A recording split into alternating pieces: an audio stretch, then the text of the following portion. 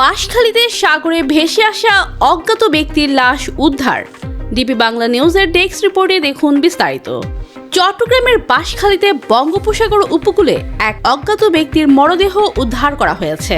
খবর পেয়ে পুলিশ লাশ উদ্ধার করে ময়নাতদন্তের জন্য চট্টগ্রাম মেডিকেল কলেজ হাসপাতালে প্রেরণ করেছে বলে জানান বাহারচড়া পুলিশ ফাঁড়ির ইনচার্জ মজনু মিয়া।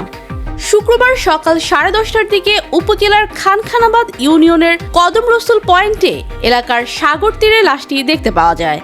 প্রত্যক্ষদর্শী সূত্রে জানা যায়, সকালে সাগর পাড়ে ভেসে আসা মরদেহটি পড়ে আছে সাগর তীরে। জোয়ারের পানিতে লাশটি আবার ভেসে যেতে পারে আশঙ্কায় স্থানীয় শহীদ জিয়াউর রহমান স্মৃতি সংসদের সদস্যরা লাশটি উদ্ধার করে প্রশাসনের নিকট হস্তান্তর করে। পরে পুলিশ এসে মরদেহটি উদ্ধার করে নিয়ে যান। বাঁশখালী থানার ভারপ্রাপ্ত কর্মকর্তা ওসি সাইফুল ইসলাম বলেন, খানখানাবাদ ইউনিয়নের কদম রসুল পয়েন্টে এলাকার পাশের সাগরে একজন পুরুষের মরদেহ ভেসে আসার খবর পেয়ে আমরা তাৎক্ষণিকভাবে ঘটনাস্থলে পুলিশ পাঠিয়েছি।